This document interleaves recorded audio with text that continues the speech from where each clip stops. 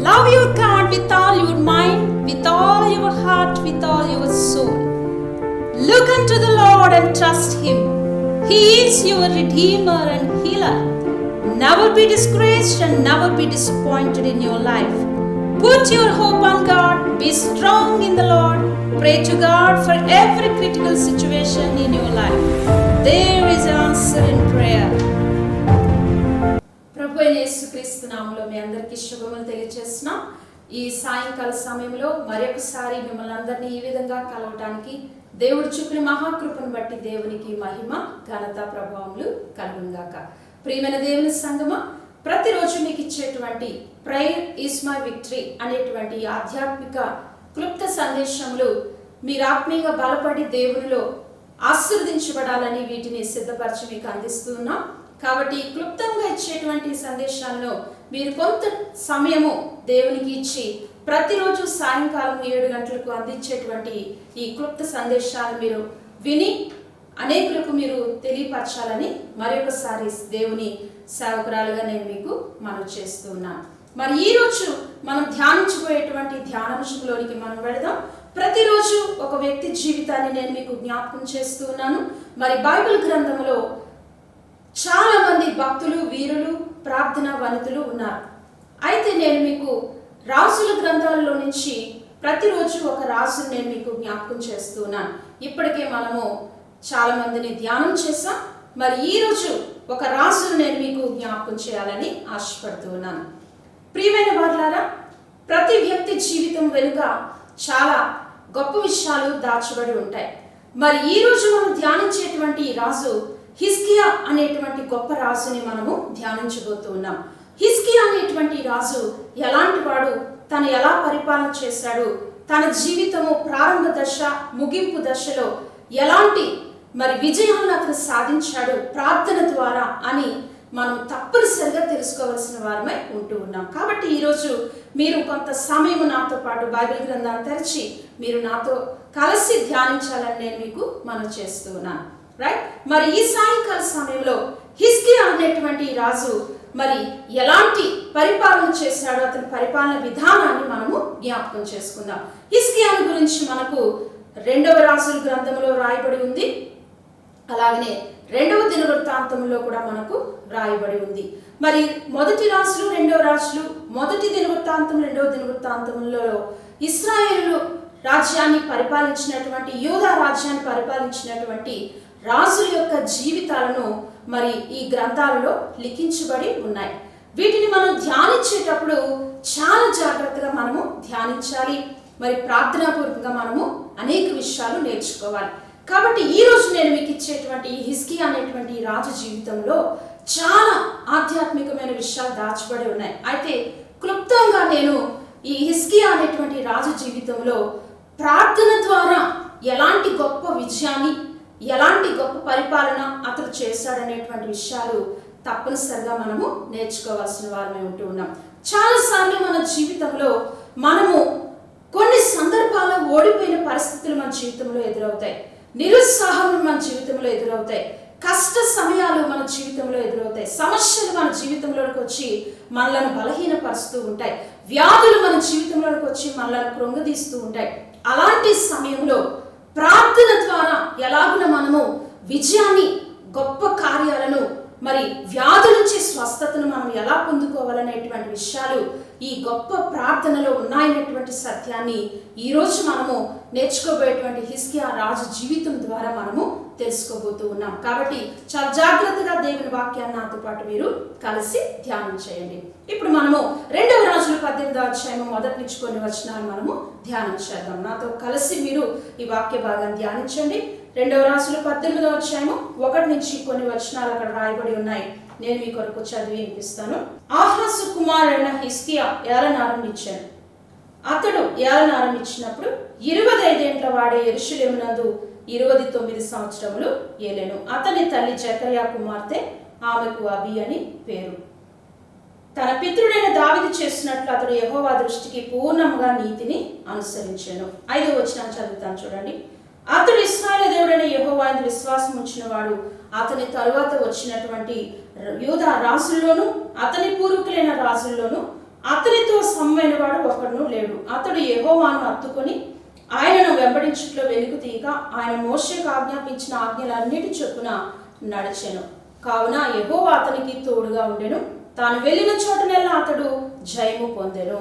ప్రియమైన దేవుని బిడ్డలారా, మరి హిజ్కియా అనేటువంటి రాజు యొక్క జీవితంలోనికి మనం వెళ్ళి చూస్తే అతని యొక్క ప్రారంభపు దినాన్ని మనం గమనిస్తే 29 సంవత్సరంలో యూదా రాజ్యాన్ని పరిపాలించినటువంటి ఒక చక్కటి రాజుగా మనకి దేవుని వాక్యంలో ఉంచబడుతూ ఉంది.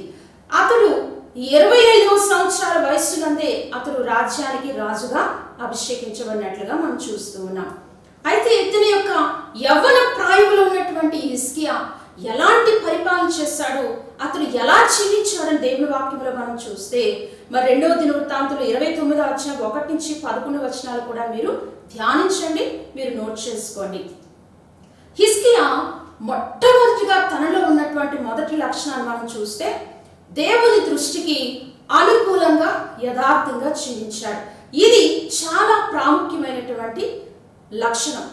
చాలాసార్లు మన జీవితంలో దేవునికి యథార్థంగా ఉండటం అనేటువంటి విషయంలో మన అందరం కూడా తప్పిపోయిన వారంగానే ఉంటాం.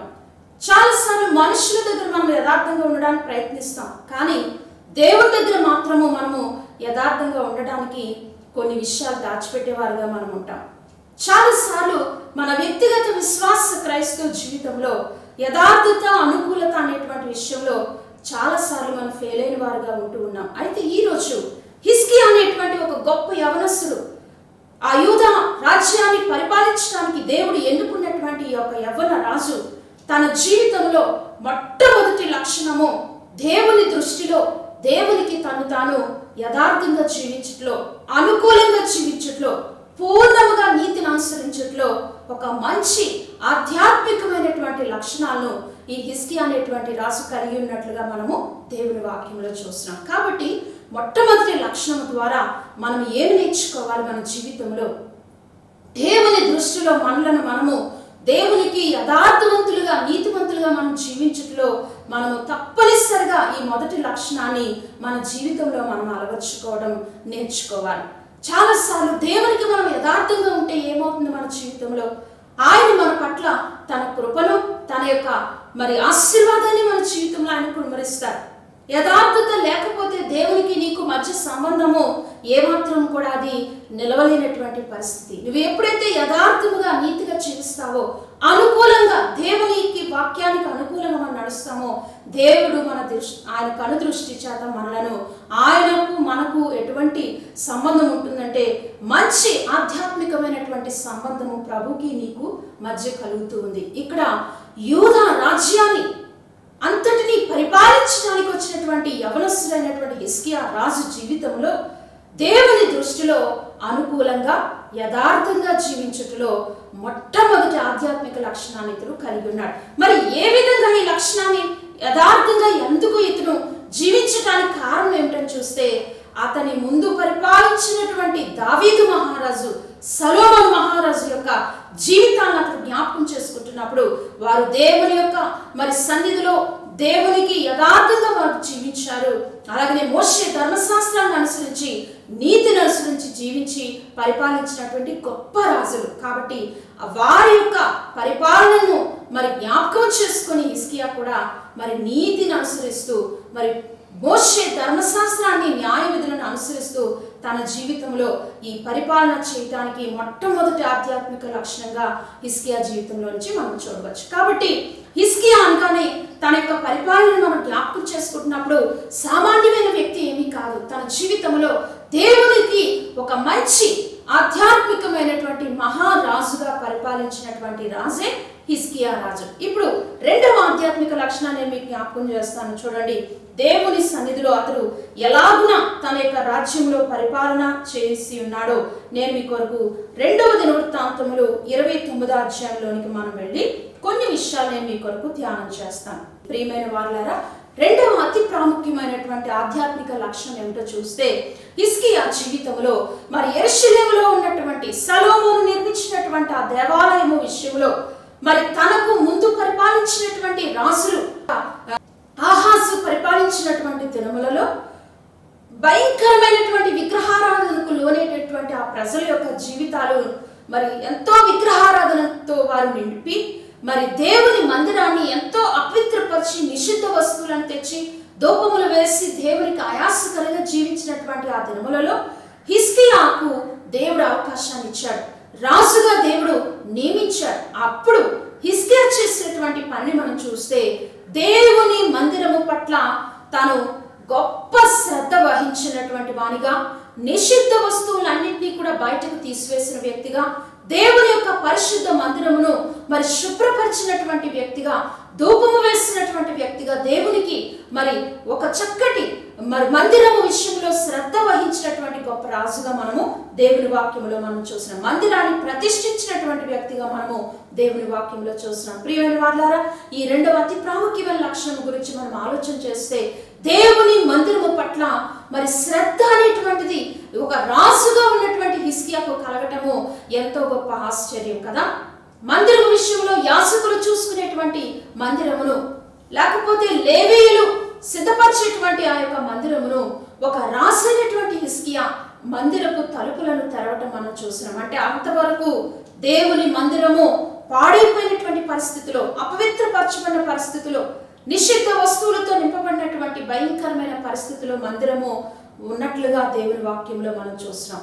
మరి హిజ్కియా ఎప్పుడైతే పరిపాలనకు వచ్చాడో హిజ్కియా మరి దేవాలయ తలుపులను తెరచిన వానిగా, లేవీయులను పిలిచి మరి ప్రతి విషయంలో మందిరమును ప్రతిష్ఠించుటలో, సిద్ధపరచుటలో, యాజకులను నియమించుటలో, దేవునికి వాయిద్య పరికరములను శుభ్రపరచుటలో ఒక చక్కటి ఆధ్యాత్మికమైన లక్షణాన్ని హిజ్కియా కలిగి ఉన్నట్లుగా మనం దేవుని వాక్యంలో చూస్తున్నాం.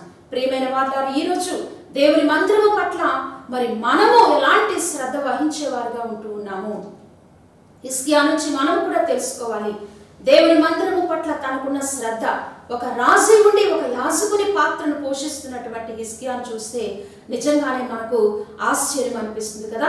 మరి మందిరం విషయంలో, దేవాలయం విషయంలో, దేవుని ఆరాధించే విషయంలో, దేవుని కొరకు సిద్ధపరచబడేటువంటి విషయాల్లో, శ్రద్ధ వహించేటువంటి విషయాల్లో చాలాసార్లు మనము వెనుకంజ వేసేవారుగా, వెనుక ఉండేవారుగానే మనం ఉంటాం. అయితే ఈరోజు హిజ్కియా జీవితంలో నుంచి ఈ మంచి ఆధ్యాత్మికమైన లక్షణం ద్వారా దేవుడు మనల్ని బలపరుస్తూ ఉన్నాడు.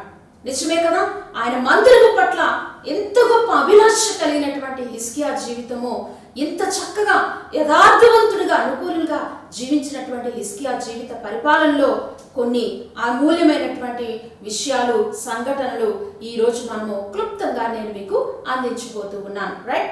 ఇప్పుడు ఎంత చక్కటి పరిపాలన చేస్తున్నటువంటి హిజ్కియా యొక్క రాజ్యంలో మరి ఒక దినాన్ని మరి తను చేసినటువంటి పనులు, ఇంకా తను జరిగించినటువంటి పనులు మనం చూస్తే 30వ అధ్యాయంలోనికి మనం వెళ్తే, 2వ దినవృత్తాంతములు 30వ అధ్యాయంలోనికి మనం వెళ్తే, మొట్టమొదటిగా దావీదు తర్వాత, సొలొమోను తర్వాత మరి వచ్చినటువంటి రాజుల యొక్క జీవితాలు మనం చూస్తే మరి దేవునికి పస్కాను ఎవరు కూడా అప్పుడు సిద్ధపరచలేకపోయారు. దావీదు జీవించిన దినములో చేశారు, సొలొమోను జీవించిన దినములో చేశారు, కానీ తర్వాత వచ్చినటువంటి రాజులు ఎవరు కూడా చేయలేకపోయారు. అయితే హిజ్కియా పరిపాలనకు వచ్చిన తర్వాత చేసిన మంచి పని ఏమిటంటే, దేవునికి పస్కా అనేటువంటి చక్కటి మరి పనిని, పండుగను అతడు ఆచరించడానికి యెరూషలేములో ఒక గొప్ప ప్రకటన చేసిన వానిగా, దాను మొదలుకొని బయర్షెబా వరకు కూడా ప్రకటన చేసి ప్రతి ఒక్కరికి కూడా ఆ యెరూషలేములో పస్కా పండుగను ఆచరించినటువంటి గొప్ప వ్యక్తి, గొప్ప రాజు మరి హిజ్కియాని దేవుని వాక్యంలో నేను మీకు తెలియజేస్తున్నాను. రైట్. ఈ విధంగా తన యొక్క పరిపాలనలో మంచి పనులను, మందిరపు శ్రద్ధను వహించి, లేవీయులను వాయించేటువంటి వాయిద్యములను అన్నిటినీ సమకూర్చి మందిరాన్ని ఎంతో సుందరంగా అలంకరించి, మందిరము పట్ల ఎంతో దేవునికి మరి బలులు అర్పించి చక్కటి ధూపమును వేయించినటువంటి గొప్ప వ్యక్తి మరి హిజ్కియాగా మనం దేవుని వాక్యంలో మనం చూస్తున్నాం. అయితే ఇంత చక్కగా దేవుని ఆరాధించినటువంటి హిజ్కియా జీవితంలో ఒక దినాన్ని శత్రు రాజు అయినటువంటి అష్షూరు రాజు సన్హెరీబు మరి హిజ్కియా మీదకు దండెత్తి వచ్చినట్లుగా మరి దేవుని వాక్యంలో మనం చూస్తున్నాం. ప్రియమైన దేవుని వారలారా, మరి చాలా సార్లు జీవితం అనేటువంటిది సాఫీగా వెళ్ళిపోతున్నప్పుడు, కష్టాలు ఏమీ లేనప్పుడు, సంతోషములు, ఆనందము, సుఖము ఉంటున్నప్పుడు ఎంతో సాఫీగా ఉందని అనుకుంటాం జీవితం. అయితే కొన్నిసార్లు ఈ జీవితంలో కష్ట పరిస్థితులు, సమస్యలు, భయంకరమైనటువంటి ఆటంక పరిస్థితులు మన జీవితంలోనికి వచ్చినప్పుడు అటువంటి పరిస్థితుల్లోనే మనము దేవునికి ఏ విధంగా మన యొక్క విశ్వాసాన్ని, మన యొక్క భక్తిని కాపాడుకుంటున్నాం అనేది చాలా జాగ్రత్తగా మనము పరీక్షించుకోవాలి. హిజ్కియా తన జీవితంలో ఇంత మంచిగా యథార్థముగా జీవిస్తున్నటువంటి హిజ్కియాకు మరి శత్రువు అయినటువంటి అష్షూరు రాజు నుంచి శోధన తనకు వచ్చింది, సమస్య తనకు వచ్చింది, ఆటంకము తనకు వచ్చింది. అయితే అలాంటి పరిస్థితిలో హిజ్కియా ఏం చేశాడు, ఎలాగున మరి తన పరిపాలనలో మరి తెలివిగా తను ప్రయత్నం చేశాడని మనం చూస్తే 9వ అధ్యాయము 2వ రాజులు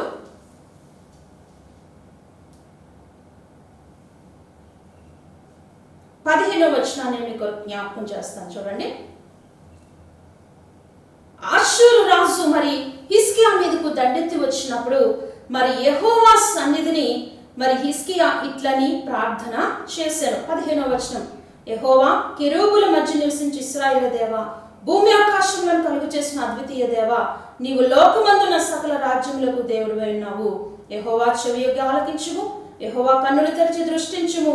జీవముగల దేవుడివైన నిన్ను దూషించుటకై సన్హెరీబు పంపిన మాటలు చెవిని పెట్టుము. ప్రియమైన వారలారా, అష్షూరు రాజు అయినటువంటి సన్హెరీబు ఒక ఉత్తరాన్ని పంపించి హిజ్కియాను ఎంతో దూషించి హిజ్కియా ఆరాధిస్తున్నటువంటి ఆ గొప్ప దేవుణ్ణి దూషిస్తూ ఒక ఉత్తరాన్ని పంపించినప్పుడు అష్షూరు రాజు పంపించినటువంటి ఆ ఉత్తరాన్ని తీసుకొని హిజ్కియా చేసినది ఏమిటంటే ఆ యొక్క శత్రువుతో ఏమాత్రం సమాధానాన్ని కోరుకోలేదు, శత్రువుతో వెళ్ళి యుద్ధము కూడా కోరుకోలేదు, సమాధానం కూడా పడలేదు. కానీ కొంతమంది రాజులను మనం చూసాం గతించిన దినాల్లో శత్రువుతో మరి కలసిపోయిన వారిని, శత్రువుతో చేతులు కలిపిన వారిని మనం చూసాం, దేవునికి విరుద్ధంగా వెళ్ళినటువంటి వారిని మనం చూసాం. కానీ హిజ్కియా ఆ విధంగా చేయలేదు. కానీ ప్రభువు సన్నిధిలోనికి వెళ్ళి ఆ యొక్క ఉత్తరమును ప్రభు సన్నిధిలో పెట్టి దేవుని దగ్గర ప్రార్థించినటువంటి గొప్ప వ్యక్తిగా హిజ్కియా రాజును మనము చూస్తూ ఉన్నాం. అంటే దీన్ని బట్టి మనకి ఏం అర్థమవుతుంది అని చూస్తే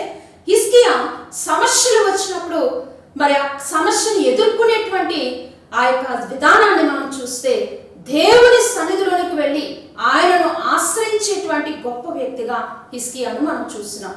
చూడండి ప్రియమైన వారలారా, సమస్యలు వచ్చినప్పుడు దేవుని ఆధారపడటము, దేవుని దగ్గర విన్నవించుకోవడం చాలాసార్లు మనం చేయలేం.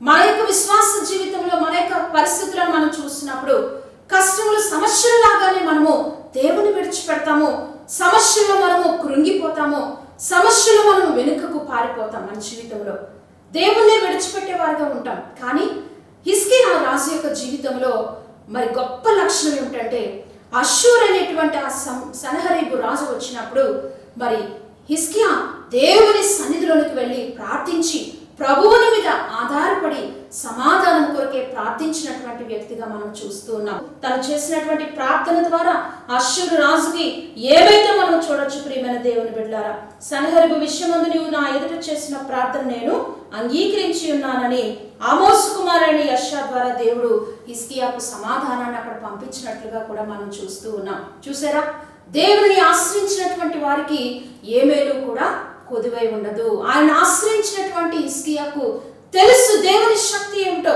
దేవుని కార్యం ఏమిటో, దేవుని యొక్క విడుదల ఎలా ఉంటుందో తనకు తెలుసు. కాబట్టి దేవుని సన్నిధిలోకి వెళ్ళి ప్రార్థించినటువంటి గొప్ప వ్యక్తిగా మనం చూసినాం. వెంటనే హిజ్కియాకు యెషయా ద్వారా ప్రకటన వచ్చింది ఏమిటంటే నీ ప్రార్థన దేవుడు ఆలకించి ఉన్నాడనేటువంటి సమాధానము అక్కడ హిజ్కియాకు రావడం మనం చూస్తున్నాము. ఆ తర్వాత అష్షూరు రాజు మరి తన కుటుంబీకులే తనను వెనుకకు వెళ్ళిపోయినటువంటి వ్యక్తిగా మనం చూస్తున్నాము. ఆ యొక్క దేశం నుంచి పారిపోయి వెనుకకు వెళ్ళిపోయిన తర్వాత తన కుటుంబీకులే తనను చంపివేసినట్లుగా కూడా మనం దేవుని వాక్యంలో మనం చూస్తున్నాం. కాబట్టి మనకు విరోధముగా రూపించబడిన ఆయుధము కూడా వర్ధిల్లుగాని దేవుని వాక్యం మనకు పదే పదే హెచ్చరిస్తూ ఉంది. కాబట్టి ప్రియమైన వారలారా, హిజ్కియా జీవితంలో మరి సామాన్యమైనటువంటి రాజేవి కాదు. హిజ్కియా చాలా గొప్ప మహారాజుగా మనం చూస్తూ ఉన్నాం. దేవుని సన్నిధిలో ఆయన ఆధారపడి ఆయన ఆశ్రయించిన గొప్ప రాజుగా మనము హిజ్కియాను చూస్తూ ఉన్నాం.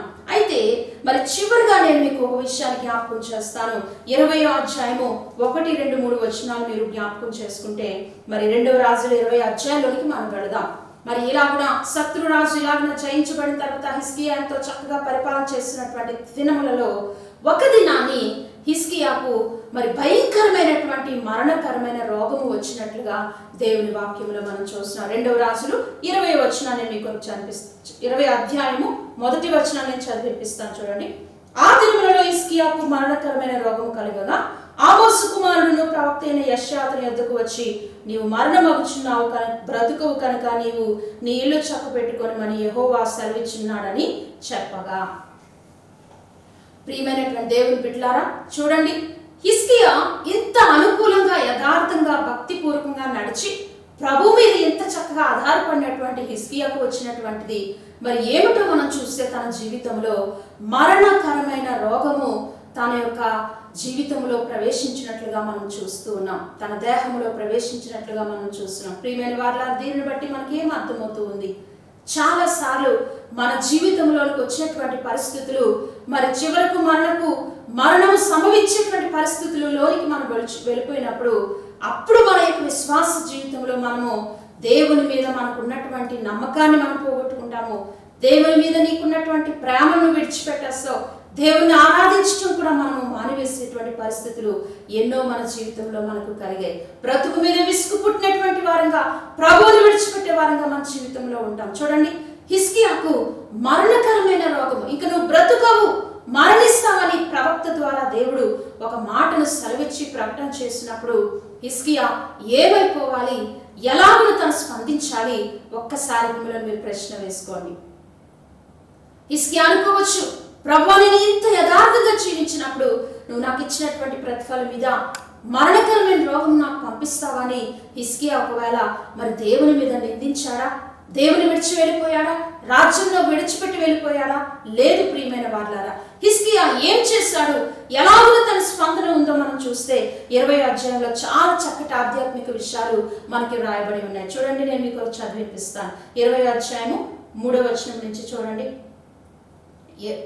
అతడు తన ముఖము గోడ తట్టు త్రిప్పుకొని, యెహోవా యథార్థ హృదయుడైన సత్యముతో నీ సన్నిధిని నేను ఎట్లు నడుచుకొని మరి ఉంటునో, నీ దృష్టికి అనుకూలంగా సమస్తము నేను ఎట్లు జరిగించుతునో కృపతో జ్ఞాపకము చేసుకొనమని హిజ్కియా కన్నీళ్లు విడుచుచు యెహోవాను ప్రార్థించాను. హల్లెలూయా. ప్రియమైన దేవుని సంగమా, ఎంత చక్కటి ఆధ్యాత్మిక లక్షణమును హిజ్కియా జీవితంలో మనం చూస్తున్నాము. ఒక రాజు ఉండి కూడా ఎలాంటి గొప్ప ఆధ్యాత్మిక లక్షణం అంటే, మరణకరమైన రోగము వస్తుంది, నువ్వు బ్రతుకు అని చెప్పినటువంటి ప్రవక్త చెప్పిన మాటను విన్న హిజ్కియా తన ఇంటిలోనికి వెళ్ళి గోడ తట్టు ముఖము తిప్పుకొని కన్నీళ్లు విడుచుచు ప్రభు సన్నిధిలో ప్రార్థించుచుండెను అని దేవుని వాక్యం చెప్తుంది. ఎంత గొప్ప విషయం! ఒక రాజైన హిజ్కియా దేని కొరకు అతను ప్రార్థిస్తున్నాడు? మరి మరణకరమైన రోగము పోవాలని ప్రార్థిస్తున్నాడా, లేకపోతే ఆయుష్యమని ప్రార్థిస్తున్నాడా? దేని కొరకు అతను ప్రార్థన చేస్తున్నాడు? ప్రియమైన వారలారా, తను జీవించినటువంటి జీవితాన్ని ఒక్కసారి ప్రభు దగ్గర జ్ఞాపకం చేసుకుంటున్నాడు. ప్రభువా, నేను యథార్థంగా ఎలా జీవించానో, అనుకూలంగా ఎలా జీవించానో కృపతో నన్ను జ్ఞాపకం చేసుకో. నన్ను జ్ఞాపకం చేసుకొని నీ చిత్తం అయితే నాకు మరి ఈ మరణకరమైన వ్యాధి నుంచి నన్ను తప్పించు, నన్ను రక్షించు అని అతడు దేవుని సన్నిధిలో బ్రతిమలాడుతూ ప్రార్థిస్తున్నట్లుగా దేవుని వాక్యంలో మనం చూస్తున్నాం. దీనిని బట్టి హిజ్కియాలో ఉన్నటువంటి గొప్ప లక్షణము, ప్రభు సన్నిధిలో ఆయన మీద ఆధారపడడం అతను నేర్చుకున్నాడు. ఒక రాశి ఉండి కూడా దేవుని ఏమాత్రము కూడా నిందించకుండా తన యొక్క విశ్వాసమును ప్రభు మీద పెట్టి ఆయనను బ్రతిమలాడుకుంటూ కన్నీళ్లు విడుచుచు ప్రార్థించినటువంటి ఏకైక రాసు హిజ్కియా. ప్రియమైన దేవుని బిడ్డలారా, మన రాసుల గ్రంథాలంతట్లో మనం ధ్యానం చేస్తే ఏకైక రాజు కన్నీళ్లు విడుచుచు దేవుని సన్నిధిలో దుఃఖముకుడై కన్నీళ్లు ఎప్పుడు మనము కాస్తాము? ప్రియమైన వారలారా, ఏదైనా కష్ట పరిస్థితులు వస్తే మనము దేవుని సన్నిధిలో కన్నీరు కాస్తాం. కానీ ఇక్కడ హిజ్కియా తన మరణకరమైన రోగము తనకు సంభవించిందని, మరి బ్రతుకవు నువ్వు మరణమవుతావని చెప్పినటువంటి మాట వినగానే ప్రభు సన్నిధిలో తను ఎంతో కన్నీరు కాస్తూ ప్రార్థిస్తున్నాడు. ఆ కన్నీరు, ప్రభు సన్నిధిలో కాంచే కన్నీరు ఎప్పుడు కూడా అది ఎంతో విలువైనది. చాలాసార్లు మనం కన్నీరు కాస్తాం, అనవసరమైనటువంటి మరి కన్నీటిని మనము పెట్టుకుంటూ ఉంటాం అనేక మరి సందర్భాల్లో. కానీ హిజ్కియా ప్రభు సన్నిధిలోనికి వెళ్ళి కన్నీటితో ప్రార్థన చేసినప్పుడు ఆ కన్నీటిని దేవుడు ఎన్నిక చేశాడు. ప్రియమైన వారలారా, హిజ్కియాను దేవుడు జ్ఞాపకం చేసుకున్నాడు. కన్నీటి ప్రార్థనకు చాలా విలువ ఉన్నట్లుగా దేవుని వాక్యంలో మనం చూస్తున్నాం. అనేక మంది మరి కన్నీటితో ప్రార్థించినటువంటి వారు కూడా మనకు కనిపిస్తున్నారు. అయితే రాజైనటువంటి హిజ్కియా మాత్రము ప్రభు సన్నిధిలో కన్నీటితో ప్రార్థన చేసినటువంటి గొప్ప రాజుగా మనము దేవుని వాక్యంలో మనం చూస్తున్నాం. కాబట్టి ఎప్పుడైతే ఈ విధమైనటువంటి ప్రార్థన, దేవుని మీద ఆధారపడేటువంటి ప్రార్థన, మనుషులను ఆశ్రయించలేదు, ఎవరిని శత్రువులతో చేయి కలుపుకోలేదు, ఏ విధమైనటువంటి మరి వైద్యులను అతను ఆశ్రయించలేదు, కానీ ఆ సన్నిధిలో ప్రభు దగ్గరికి వెళ్ళి ఆయన మీద ఆధారపడి ప్రార్థించినటువంటి గొప్ప రాజుగా మనం చూస్తున్నాం. ఎప్పుడైతే ప్రార్థన చేశాడో చూడండి, అక్కడ మరి సమాధానము మనం జ్ఞాపకం చేసుకుంటే, ఏ ప్రవక్త ద్వారా అయితే సమాధానాన్ని, ఏ ప్రవక్త ద్వారా అయితే ప్రకటన వచ్చిందో అదే ప్రవక్త వచ్చి మరలా హిజ్కియాకు తెలియపరుస్తూ ఉన్నాడు, దేవుడు నీ ప్రార్థన ఆలకించి ఉన్నాడు అనేటువంటి విషయం. చూడండి, 2 వచనాలు నేను చూపిస్తాను. చూడండి, 5వ వచనం నేను మీకు జ్ఞాపకం చేస్తాను. చూడండి, నీవు తిరిగి నా ప్రజలకు అధిపతి అయిన హిజ్కియాతో పోయి అతనితో ఇట్లను, నీ పితరుడైన దావీదునకు దేవుడకు యెహోవా నీకు సెలవిచ్చినదేమనగా, నీవు కన్నీళ్లు విడుచుట చూచితిని, నీ ప్రార్థన నేను అంగీకరించి ఉన్నాను, నేను నిన్ను బాగు చేసేదను. 3వ దినమున నువ్వు యెహోవా మందిరంలోకి ఎక్కిపోదువు, ఇక 15 సంవత్సరంలో ఆయుష్ నీకు ఇచ్చేదను, మరియు నా నిమిత్తము నా సేవకుడకు దావీదు నిమిత్తము ఈ పట్టణమును నేను కాపాడుదును, నిన్నును ఈ పట్టణమును అష్షూరు చేతిలో పడకుండా నేను విడిపించదును. ప్రియమైన వారులారా, దేవుని యొక్క సమాధానము హిజ్కియాకు వెంటనే ప్రవక్త ఇంకా దాటి వెళ్ళక ముందే ఏ మరణకరమైన వార్తను పట్టుకొచ్చాడో యెషయా ప్రవక్త, ఆ ప్రవక్త తిరిగి వెళ్ళక ముందే దేవుడు సమాధానాన్ని పంపించి హిజ్కియా ప్రార్థన ఆలకించి తన కన్నీటిని తుడిచి మరి దేవుడు హిజ్కియాను బాగు చేయడమే కాదు కానీ మరి 15 సంవత్సరములు దేవుడు ఆయుష్నిచ్చినట్లుగా దేవుని వాక్యంలో చూస్తున్నాం. హల్లెలూయా. ప్రియమైనటువంటి సంగమా, ఈ వాక్య భాగాన్ని వింటున్నప్పుడు నీ సన్నిధిలో నీవు చేసే ప్రార్థన ఎప్పుడు కూడా దేవుడు దాటి వెళ్ళిపోడు. ఏ విషయంలో అయినా సరే నువ్వు ప్రభు మీద ఆధారపడినప్పుడు, కన్నీటితో ప్రార్థించినప్పుడు, ఆయన పాదముల చెంత నువ్వు ప్రార్థించినప్పుడు దేవుడు నీ ప్రార్థన దాటి వెళ్ళడు అనేటువంటి సత్యాన్ని హిజ్కియా జీవితం ద్వారా ఈ రోజు నేను మీకు తెలియపరుస్తూ ఉన్నాను. కాబట్టి హిజ్కియాకు దేవుడు ఆయుష్నిచ్చాడు, 15 సంవత్సరంలో ఆయుష్ను పొడిగించాడు. ఎంత గొప్ప విషయము. చాలాసార్లు మన జీవితంలో మరణకరమైన స్థితిలోనికి మనం వెళ్ళిపోయినప్పుడు జీవితాన్ని ముగించుకుంటే బాగుండు, లేకపోతే దేవుని ఇంకా నేను ఆరాధించను, ఆయన సన్నిధికి నేను వెళ్ళను అని చాలాసార్లు నిందించేవారుగా ఉంటాం. అది కాదు మన జీవితంలో చేయవలసింది. ఎలాంటి పరిస్థితి అయినా ప్రభువు మీద ఆధారపడడం, ఆయన సన్నిధిలో ప్రార్థించడం మనము నేర్చుకోవాలి. అలాంటి ప్రార్థన జీవితం మనలో ఉంటే ఏదైనా మనం సాధించగలం. దేని నుంచైనా మనము గొప్ప విజయం దేవుని దగ్గర నుంచి మనము పొందుకోగలం. కాబట్టి రాసిన హిజ్కియా జీవితం ద్వారా ఈరోజు మంచి విషయాలు దేవుడు మనకు నేర్పించాడు కదా. ఆయుష్ను దేవుడు ఇవ్వటము, స్వస్థతను దేవుడు ఇవ్వటము, ప్రార్థన ద్వారా తన రాజ్యాన్ని ఆ అష్షూరు రాజు నుంచి కూడా దేవుడు తప్పించటము, తన రాజ్యం అంతా కూడా దేవునిలో మరి అనేక దీవెనలతో ఆశీర్వదించబడినటువంటి రాజుగా హిజ్కియా జీవితంలో నుంచి ఈ రోజు నేను మీకు క్లుప్తంగా ఈ విషయాలు జ్ఞాపకం చేశాను. కాబట్టి ప్రియమైన వారులారా, మరి ఈ హిజ్కియా జీవితం ద్వారా విన్నటువంటి విషయాల ద్వారా దేవుడు నీకు ఏం తెలియపరిచాడు, నీ జీవితంలో దేవునికి యథార్థంగా అనుకూలంగా జీవించట్లో మనం ఏ విధంగా జీవిస్తున్నామో మనల్ని మనము ప్రశ్న వేసుకోవాలి. రెండవదిగా ఆయన మందిరము పట్ల శ్రద్ధ కలిగే వారుగా, ఆలయము పట్ల శ్రద్ధ కలిగే వారుగా, సంఘము పట్ల శ్రద్ధ వహించేవారుగా, దేవుని మందిరపు విషయములలో మనము జాగ్రత్త వహించేవారుగా, శ్రద్ధ వహించేవారుగా, దేవునికి మనము ఇష్టలుగా మనం నడుచుకున్నట్లు హిజ్కియా ద్వారా దేవుడు మనకు తెలియపరిచాడు. మూడవదిగా శత్రువులు తన మీదకి వచ్చినప్పుడు ప్రభువుని ఆశ్రయించడం మనం నేర్చుకున్నాడు హిజ్కియా. అలాంటిదే మన జీవితంలో కూడా దేవుడిని ఆశ్రయించడం, సమస్యలు వచ్చినప్పుడు, కష్టములు వచ్చినప్పుడు మనుషుల వైపు చూడకుండా ప్రభువు మీద ఆధారపడటం మనం నేర్చుకోవాలి. అలాగనే మరణకరమైన పరిస్థితి తనకు ఎదురైనప్పుడు ప్రభు దగ్గర గోజాడి కన్నీటితో ప్రార్థించిన రాజుగా హిజ్కియాను దేవుడు మనకు జ్ఞాపకం చేశాడు. కాబట్టి ఈరోజు ఈ కన్నీటి ప్రార్థన యొక్క ఆ గొప్పతనాన్ని హిజ్కియా ద్వారా దేవునికి తెలియపరిచాడు కదా. వచ్చినప్పుడు మనుషుల వైపు చూడకుండా ప్రభు మీద ఆధారపడటం మనం నేర్చుకోవాలి. అలాగనే మరణకరమైన పరిస్థితి తనకు ఎదురైనప్పుడు ప్రభు దగ్గర గోజాడి కన్నీటితో ప్రార్థించిన రాజుగా హిజ్కియాను దేవుడు మనకు జ్ఞాపకం చేశాడు. కాబట్టి ఈరోజు ఈ కన్నీటి ప్రార్థన యొక్క ఆ గొప్పతనాన్ని హిజ్కియా ద్వారా దేవునికి తెలియపరిచాడు కదా. సో ఈ కన్నీటి ప్రార్థన అనేటువంటిది చాలా ప్రాముఖ్యమైనది. హిజ్కియా జీవితంలో ఈ కన్నీటి ప్రార్థన ద్వారా మరి దేవుడు నీతో కొన్ని ఆధ్యాత్మిక విషయాలు ఈరోజు మనకు తెలియపరిచాడు. కాబట్టి నీకు వచ్చేటువంటి సమస్యల విషయంలో, మరణకరమైన పరిస్థితుల విషయంలో, కష్ట పరిస్థితుల విషయంలో నువ్వు ఇలాంటి కన్నీటి ప్రార్థన చేసే అనుభవాన్ని నీవు కూడా కలిగి ఉండాలని దేవుని వాక్యంలో నుంచి ఈరోజు నేను మీకు జ్ఞాపకం చేస్తున్నాను. కాబట్టి ఈ ప్రార్థన, ఇలాంటి గొప్ప ప్రార్థన జీవితము నీవు నేను కలిగి ఉండాలని నేను నీకు మనవి చేస్తున్నాను. ఇలాంటి కన్నీటి ప్రార్థనకు చాలా విలువ ఉన్నది. దేవుడు దాన్ని అంగీకరించేటువంటిది ప్రార్థనే ఈ కన్నీటి ప్రార్థన. కాబట్టి ఈరోజు నీ కుటుంబం కొరకు నువ్వు ఎలాంటి ప్రార్థన చేస్తున్నావు? కన్నీటితో ప్రార్థిస్తున్నావా? నీ బిడ్డల కొరకు, నీ సంఘము కొరకు, నీ భర్త కొరకు నువ్వు ప్రార్థన చేయగలుగుతున్నావా? సమస్యల కొరకు నువ్వు కన్నీటితో ప్రభు మీద ఆధారపడుతున్నావా? ప్రభు దగ్గర గోసాడి ప్రార్థన చేసే అనుభవాన్ని నీవు కలిగి ఉంటున్నావా? ఈ రోజు నేను నీ వాక్యం ద్వారా తెలియపరుస్తున్నాను.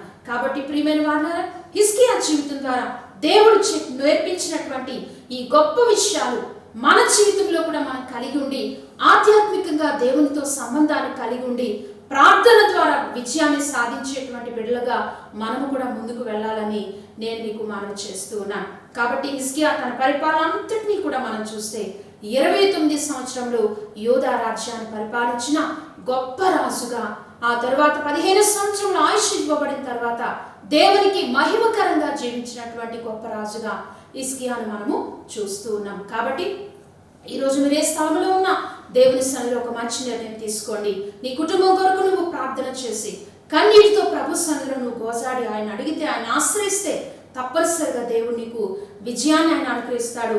ఆయన గొప్ప విడుదల నీకు అనుగ్రహిస్తాడు. గొప్ప స్వస్థతను దేవుడు నీకు అనుగ్రహిస్తాడు. మరణ స్థితిలో నుంచి నిన్ను లేవనెత్తగలిగిన గొప్ప దేవుడు ఆ దేవుడు. కాబట్టి నువ్వు ప్రార్థించు, ప్రభుని వెదకు, ఆయన యందు గొప్ప విజయాన్ని సాధించు. అందుకే ప్రార్థనేనా విజయం అనేటువంటి ఒక గొప్ప సందేశం ద్వారా దేవుడు నీకు తెలియపరిచేటువంటి విషయం ఏమిటంటే, ప్రార్థనే సమస్త పరిస్థితులను మార్చివేస్తుంది. ప్రార్థనే ప్రతి సమస్యకు పరిష్కారము అనేటువంటి విషయాన్ని, ప్రార్థన పరిస్థితులన్నిటినీ కూడా అది మార్చివేసేటువంటిదని, శక్తివంతమైనదని ఈరోజు నేను మరొకసారి మీకు తెలియపరుస్తున్నాను. మీరు ఏ స్థలంలో ఉన్నా తల వంచి ప్రార్థించండి. నేను మీ కొరకు ప్రార్థన చేస్తాను. ప్రియమైన తండ్రి, నీకు స్తోత్రములు. ఈ సాయంకాల సమయంలో వీక్షించిన ప్రతి ఒక్కరిని బట్టి నీకు వందనాలు చెల్లిస్తున్నాము. ప్రార్థన జీవితంలో వెనుకబడకుండా, కష్ట సమయంలో, నష్ట సమయంలో, ప్రభా మరణకరమైనటువంటి సమస్యలు మా మీదకి వచ్చినప్పుడు ప్రార్థన ద్వారా కన్నీటితో నీ సన్నిధిలో ప్రార్థించే అనుభవాన్ని మాకు నేర్పించమని ఈరోజు హిజ్కియా ద్వారా నేర్పించినటువంటి విషయాలు నీ యందు అనుకూలంగా నడుచుటలో, యథార్థంగా జీవించుటలో, ప్రభా నాయన నీ మందిరము పట్ల శ్రద్ధ కలిగి ఉండుటలో మమ్మల్ని మేము పరీక్ష చేసుకొని, దేవా నీ సన్నిధిలో నీ మీద ఆధారపడి నీ యందు విశ్వాసం ఉంచుటలో మనం బలపరచమని, సమస్త మహిమ ఘనత ప్రభా నీకు ఒకరికి ఆరోపిస్తూ వీక్షిస్తున్న ప్రియ బిడ్డలందరినీ ప్రత్యేక ఆశీర్వాదంతో నింపమని, వారి కుటుంబముల కొరకు వారు ప్రార్థించేటువంటి జీవితాలు, కన్నీటితో ప్రార్థించేటువంటి కుటుంబాలుగా వారిని చేయమని ప్రార్థన చేస్తూ యేసు ప్రశస్తమైన నామములో ప్రార్థిస్తున్నాం తండ్రి, ఆమేన్. ప్రియమైన దేవుని సంగమా, మరి సాయంకాల సమయంలో మరొకసారి ఈ యొక్క వాక్య భాగం ద్వారా దేవుని నిన్ను ఆత్మీయంగా బలపరిచి దీవించాలని కోరుకుంటూ మరొకసారి రేపటి దినము మరొక సందేశం ద్వారా మనం కలుసుకుందాం. ఈ సందేశముల ద్వారా మీరు మరి అనేకులకు వీటిని తెలియపరచండి, ఆత్మీయంగా మీరు బలపడండి, ఇంకా ప్రభువులో ముందుకు సాగాలని కోరుకుంటూ రేపటి దినము మరొక సందేశం ద్వారా మనం కలుసుకుందాం. అంతవరకు